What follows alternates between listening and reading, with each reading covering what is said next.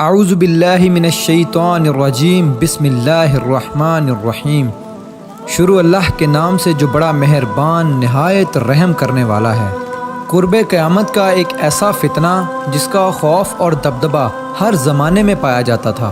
اس فتنے کا ذکر اگر صحابہ کرام کی مجلس میں ہو جاتا تو صحابہ زاروں قطار رونا شروع کر دیتے اور اس فتنے سے اللہ پاک کی پناہ مانگتے۔ دوستو، آج کی اس ویڈیو میں بات کروں گا اس کائنات کے سب سے بڑے فتنے کی، یعنی دجال کی۔ یہ دجال کون ہے اور دجال حقیقت میں کس شخصیت کا نام ہے؟ دجال کی پیدائش کب اور کیسے ہوئی اور دجال کے ماں باپ کون ہیں؟ اور کیا حضور پاک صلی اللہ علیہ وآلہ وسلم کے زمانے میں بھی دجال موجود تھا؟ دجال اس وقت کہاں ہے اور دجال اس دنیا میں کب ظاہر ہوگا؟ دوستو، ان سارے سوالوں کے جواب آج کی اس ویڈیو میں آپ کو قرآن و حدیث کی روشنی میں بتاؤں گا، لہٰذا آپ سے درخواست ہے کہ میری اس ویڈیو کو پورا اینڈ تک ضرور دیکھیے گا۔ دوستو، نبی پاک صلی اللہ علیہ وآلہ وسلم نے ارشاد فرمایا کہ قیامت اس وقت تک قائم نہیں ہوگی جب تک کہ دجال اس دنیا میں ظاہر نہ ہو جائے۔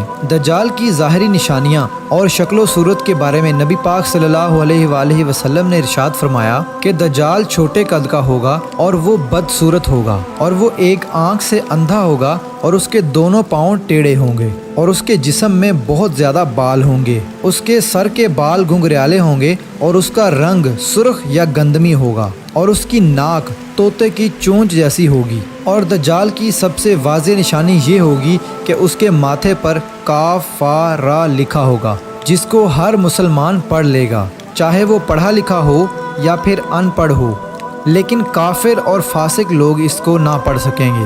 دوستو، دجال جب اس دنیا میں ظاہر ہوگا تو لوگوں کے سامنے وہ پرہیزگار بن کر رہے گا تاکہ لوگ زیادہ سے زیادہ اس کی پیروی کریں، لیکن اندر سے وہ کافروں کی طرح ظالم ہوگا۔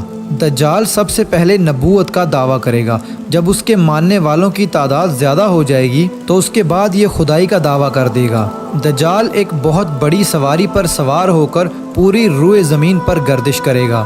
وہ سواری اتنی بڑی ہوگی کہ اس کی آنکھوں کا درمیانی فاصلہ 40 گز ہوگا۔ دوستو، دجال کے پاس بے شمار طاقت اور بے شمار مال و دولت کے خزانے ہوں گے۔ اس روئے زمین کی زیادہ تر نہروں پر اس کا قبضہ ہوگا اور اس کی اجازت کے بغیر کوئی بھی پانی نہ پی سکے گا۔ یہ لوگوں کو گمراہ کرنے کے لیے طرح طرح کی شودہ بازیاں دکھائے گا۔ یہ آسمان کو حکم دے گا تو وہ بارش برسائے گا، یہ زمین کو حکم دے گا تو وہ سبزہ اگائے گی۔ اس وقت دجال اپنے آپ کو خدا کہے گا۔ جو لوگ اس کے پیروکار بن جائیں گے ان کو یہ مالا مال کر دے گا اور وہ لوگ عیش و عشرت کی زندگی گزاریں گے، اور جو لوگ دجال کو خدا ماننے سے انکار کر دیں گے تو یہ ان کو قتل کر دے گا۔ دوستو، دجال بجلی سے بھی زیادہ تیز رفتار سے اس زمین کے اندر گردش کرے گا اور وہ دنیا کے ہر کونے میں جائے گا۔ اس وقت دنیا کے تمام کافر اور اسرائیلی لوگ اس کی حمایت کریں گے اور اس کی جماعت کے ساتھ شامل ہو جائیں گے، لیکن جو سچا مسلمان ہوگا وہ اس کو پہچان لے گا اور اس کو ماننے سے انکار کر دے گا۔ دجال پوری روئے زمین میں فتنہ اور فساد پھیلانے کے بعد مکہ مکرمہ اور مدینہ منورہ کی طرف روانہ ہوگا۔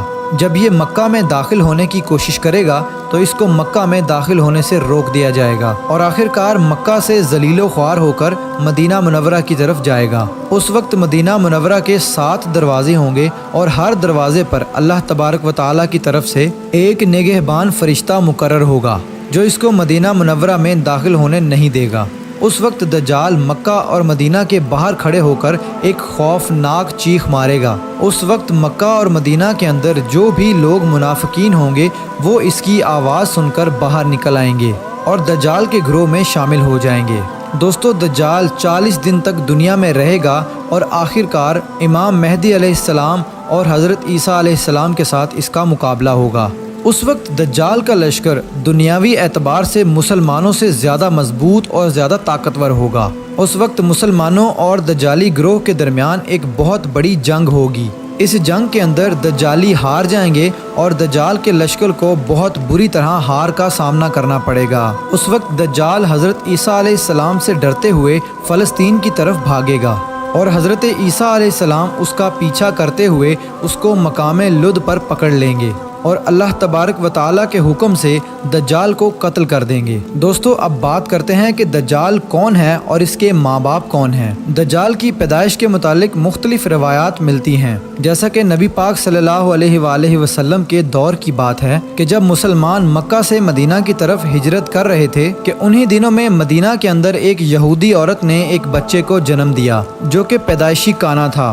پیدائش کے اعتبار سے یہ بچہ بہت عجیب و غریب تھا۔ بچپن میں یہ بچہ مدینے کے اندر بچوں کے ساتھ کھیلا کرتا تھا اور آہستہ آہستہ یہ بچہ مدینے کے اندر مشہور ہونے لگا اور مدینے کے اندر اس نے اپنے اوپر وحی آنے کا دعویٰ کر دیا اور یہ بچہ لوگوں کے ساتھ عجیب و غریب اور پر اسرار باتیں کرنے لگا۔ جب اس کی ماں کو یہ علم ہوا تو اس کی ماں حضور پاک صلی اللہ علیہ وآلہ وسلم کی خدمت میں آئی اور اپنے بیٹے کا سارا حال نبی پاک صلی اللہ علیہ وآلہ وسلم کو بتایا، اور اس بچے کی ماں حضرت محمد صلی اللہ علیہ وآلہ وسلم سے گزارش کرنے لگی کہ آپ اس بچے کا معائنہ کریں کہ یہ کیا کر رہا ہے۔ ایک دن آپ صلی اللہ علیہ وآلہ وسلم صحابہ کرام کے ہمراہ اس بچے کا معائنہ کرنے کے لیے اس کے گھر کی طرف روانہ ہوئے تو آپ نے رستے میں اس بچے کو انصاری بچوں کے ساتھ کھیلتے ہوئے دیکھا۔ اس بچے کا نام ابن سیاد تھا۔ اس وقت آپ صلی اللہ علیہ وآلہ وسلم کے ساتھ عمر بن خطاب رضی اللہ تعالی عنہ اور دیگر صحابہ کرام بھی موجود تھے۔ اس وقت ابن سیاد بلوغت کے قریب تھا لیکن جوان نہیں ہوا تھا۔ آپ صلی اللہ علیہ وآلہ وسلم اس کے قریب گئے لیکن اس کو پتہ نہ چلا تو آپ صلی اللہ علیہ وآلہ وسلم نے اس کی کمر پر ایک ضرب لگائی اور ابن سیاد سے فرمایا کہ کیا تم گواہی دیتے ہو کہ میں اللہ کا رسول ہوں؟ تو ابن سیاد نے آپ صلی اللہ علیہ وآلہ وسلم کی طرف دیکھا اور کہا کہ میں گواہی دیتا ہوں کہ آپ اللہ کے رسول ہیں۔ پھر ابن سیاد نے آپ صلی اللہ علیہ وآلہ وسلم سے کہا کہ کیا آپ گواہی دیتے ہیں کہ میں اللہ کا رسول ہوں؟ تو آپ صلی اللہ علیہ وآلہ وسلم نے ابن سیاد کو چھوڑ دیا اور فرمایا کہ میں اللہ اور اس کے رسولوں پر ایمان لایا۔ اس کے بعد آپ صلی اللہ علیہ وآلہ وسلم نے ابن سیاد سے پوچھا کہ تو کیا دیکھتا ہے؟ تو ابن سیاد نے کہا کہ میں سمندر پر عرش دیکھتا ہوں۔ تو اس وقت آپ صلی اللہ علیہ وآلہ وسلم نے ارشاد فرمایا کہ وہ ابلیس کی چال ہے۔ تو اس وقت ابن سیاد نے حضرت محمد صلی اللہ علیہ وآلہ وسلم کو بتایا کہ میرے پاس سچی اور جھوٹی خبریں آتی ہیں۔ یہ بات سن کر آپ صلی اللہ علیہ وآلہ وسلم نے فرمایا پھر تو تیرا معاملہ الٹ ہو گیا۔ اس کے بعد آپ صلی اللہ علیہ وآلہ وسلم نے ابن سیاد سے فرمایا کہ میں نے تیرے لیے ایک چھپانے والی چیز چھپائی ہے۔ دراصل اس وقت آپ صلی اللہ علیہ وآلہ وسلم نے اپنے دل کے اندر لفظ دخان سوچا تھا۔ تو ابن سیاد آپ صلی اللہ علیہ وآلہ وسلم سے کہنے لگا کہ آپ نے دل کے اندر جو چیز چھپائی ہے وہ الدخ ہے۔ تو اس پر آپ صلی اللہ علیہ وآلہ وسلم نے ارشاد فرمایا کہ ذلیل ہو جا، تیری قدرت بڑھ نہیں سکتی۔ اس وقت حضرت عمر رضی اللہ تعالی عنہ نے فرمایا کہ اگر آپ مجھے اجازت دیں تو میں اس کی گردن اڑا دوں۔ اس وقت آپ صلی اللہ علیہ وآلہ وسلم نے ارشاد فرمایا کہ اسے چھوڑ دو، کہ اگر تو یہ سچا ہے تو اسے قتل نہیں کر سکتا اور اگر یہ جھوٹا ہے تو اسے قتل کرنے میں کوئی بھلائی نہیں۔ دوستو مدینے کے لوگ ابن سیاد کے بارے میں کہا کرتے تھے کہ بعض شیاطین اس کے پاس آتے تھے جو اسے عرش الہی کی خبریں دیا کرتے تھے، جبکہ آپ صلی اللہ علیہ وآلہ وسلم نے ابن سیاد کے بارے میں سکونت اختیار کی ہے، کیونکہ آپ صلی اللہ علیہ وآلہ وسلم کی طرف یہ وحی نہیں کی گئی کہ ابن سیاد کی حقیقت کیا ہے، جبکہ بعض لوگ ابن سیاد کو ہی دجال مانتے ہیں اور چند صحابہ کرام کا خیال بھی یہی تھا۔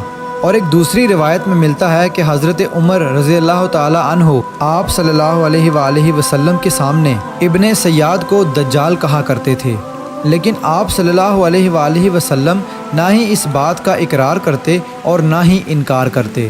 دوستو ابن سیاد کے اندر ایسی بہت ساری نشانیاں موجود تھی جو کہ ہو بہو دجال کی نشانیاں تھی۔ یہی وجہ ہے کہ اس دور کے اندر صحابہ کرام بھی ابن سیاد کو دجال کہا کرتے تھے، اور بعض مفسرین کا یہ کہنا ہے کہ ابن سیاد ہی وہ شخص ہے جو قیامت کے قریب دجال بن کر ظاہر ہوگا۔ حضرت ابو سعید خدری رضی اللہ تعالی عنہ بیان کرتے ہیں کہ ابن سیاد مجھ سے کہنے لگا کہ میں دجال کے ماں باپ کو بھی جانتا ہوں اور دجال کو بھی جانتا ہوں۔ تو اس وقت حضرت ابو سعید خدری رضی اللہ تعالی عنہ نے ابن سیاد سے کہا کہ کیا تو اس بات کو پسند کرتا ہے کہ تو ہی دجال ہو؟ تو اس وقت ابن سیاد نے کہا کہ اگر مجھے دجال بنایا گیا تو میں اس بات کو ناپسند نہیں کروں گا کہ میں دجال بنوں، یعنی کہ میں دجال بننا پسند کروں گا۔ دوستو بعض مفسرین کا کہنا ہے کہ ابن سیاد دجال نہیں ہے، کیونکہ یہ بعد میں آپ صلی اللہ علیہ وآلہ وسلم پر ایمان لے آیا تھا، بلکہ دجال حضرت سلیمان علیہ السلام کے دور میں جنات اور انسانوں کے ملاپ سے پیدا ہوا تھا اور اس کے ماں باپ کو قتل کر دیا گیا تھا، اور دجال کو ایک جزیرے کے اندر قید کر دیا گیا، اور انسانوں اور جنات کے ملاپ سے پیدا ہونے والا بچہ یعنی کہ دجال آج بھی اسی جزیرے پر قید ہے، اور اس کے ساتھ ساتھ شیطان اس کو ہر بات کی وہیں پر خبر دیتے ہیں۔ دجال کی پیدائش کے بارے میں حضرت امام زرکاری رحمۃ اللہ علیہ بیان کرتے ہیں کہ دجال وہ فتنہ ہے جس کو اللہ تبارک و تعالی نے اس وقت پیدا فرمایا جس وقت حضرت آدم علیہ السلام کو جنت سے نکالا گیا تھا، اور دجال کو بنا ماں باپ کے پیدا کیا گیا۔ دوستو حقیقت تو یہ ہے کہ دجال قیامت کے قریب ظاہر ہوگا، اور اس کی جو نشانیاں ہوں گی وہ آپ صلی اللہ علیہ وآلہ وسلم کی احادیث میں واضح طور پر مل جاتی ہیں۔ لیکن یہ دجال کہاں ہے، اور یہ کہاں سے آیا، اور یہ کیسے پیدا ہوا، اور اس کے ماں باپ حقیقی طور پر کون ہیں، اس کے بارے میں کسی کو کوئی علم نہیں ہے۔ اس کا علم صرف اللہ تبارک و تعالیٰ کی ذات کے پاس ہے۔ اللہ پاک ہی بہتر جانتا ہے کہ دجال حقیقت میں کون ہے اور وہ کیسے پیدا ہوا۔ اللہ تبارک و تعالیٰ سے دعا ہے کہ اللہ پاک اپنے پیارے حبیب حضرت محمد صلی اللہ علیہ وآلہ وسلم کے صدقے ہم سب کو دجال کے فتنے سے بچائے اور ایمان کی سلامتی کے ساتھ ہمیں زندگی گزارنا اور مرنا نصیب فرمائے۔